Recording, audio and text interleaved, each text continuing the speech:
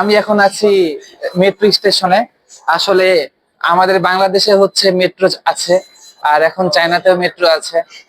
তো দুইটাই আর হচ্ছে আপনার কনস্ট্রাকশন গুলা সেম, যদিও কিছুটা ভিন্নতা আছে। চায়নার মেট্রো গুলা ম্যাক্সিমাম হচ্ছে পাতাল পথ দিয়ে, আর আমাদের বাংলাদেশের মেট্রো তো হচ্ছে উড়াল পথ দিয়ে। তো চলুন একটা পার্থক্য দেখাই এখানে।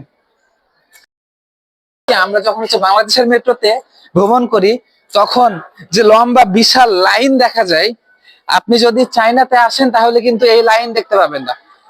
এখানে দেখুন কোনো কিন্তু লাইন নেই, প্রতিটা জিনিসই হচ্ছে আপনার অনেক গোছানো এবং হচ্ছে সিস্টেমেটিক এবং হচ্ছে টেকনিক্যাল। আর এইখানে আপনারা দেখতে পাবেন সবাই আসছে যার যার মতো হচ্ছে জাস্ট যে মেট্রোর যে কার্ডটা আছে ওটা নিয়ে নিচ্ছে। এছাড়া আলিপের কিউআর কোডে ডিজিটাল কার্ড আছে। এই যে আমার হচ্ছে কার্ড, বাংলাদেশেও কিন্তু হচ্ছে এরকম কার্ড আছে। তবে বাংলাদেশে আলিপে কিংবা মেট্রোম্যানের মতো ডিজিটাল কিউআর কোড পেমেন্টের কোনো অপশন নেই। আর এইখানকার প্রতিটা মেট্রো স্টেশনে আপনারা দেখতে পাবেন এইরকম ভাবে স্ক্যান করা হয়, সিকিউরিটি চেক। আমরা হচ্ছে এখানে সিকিউরিটি চেক করব। এই যে আমার আগে যে চাইনিজটি প্রবেশ করছে, উনি আলিপের কিউআর কোড স্ক্যান করে প্রবেশ করছে। কোনো ঝামেলা ছাড়াই হচ্ছে আমার কার্ড ছিল, আমি হচ্ছে কার্ড নিয়ে ঢুকে যাব। এইখানে যারা কার্ডের ঝামেলা নিতে চায় না তারা কিউআর কোড স্ক্যান করে। আমি কার্ড ব্যবহার করি কারণ কার্ডে খরচ কম হয়।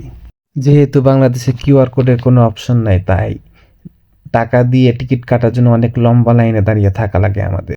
এছাড়া মেট্রো স্টেশন মাত্র একটা লাইন, তো সেই ক্ষেত্রে দেখা যায় কি অনেকে মাত্র একদিন বা 2 দিনের জন্য মেট্রো ইউজ করে, সেক্ষেত্রে যে বিশাল একটা লম্বা লাইনে দাঁড়িয়ে থাকে, এইটা কিন্তু আমরা চাইনার মেট্রোতে করতে হয় না, আমাদেরকে দেখতে হয় না। এখানকার সিস্টেমটা এতটাই আধুনিক যে আপনি জাস্ট যাবেন এবং সাথে সাথে জাস্ট 10 সেকেন্ডের মধ্যে আপনি মেট্রো যে পাসিং কার্ডটা থাকে এই পাসিং কার্ডটা নিবেন, ট্রানজিট কার্ডটা নিবেন আর হচ্ছে চলে আসবেন।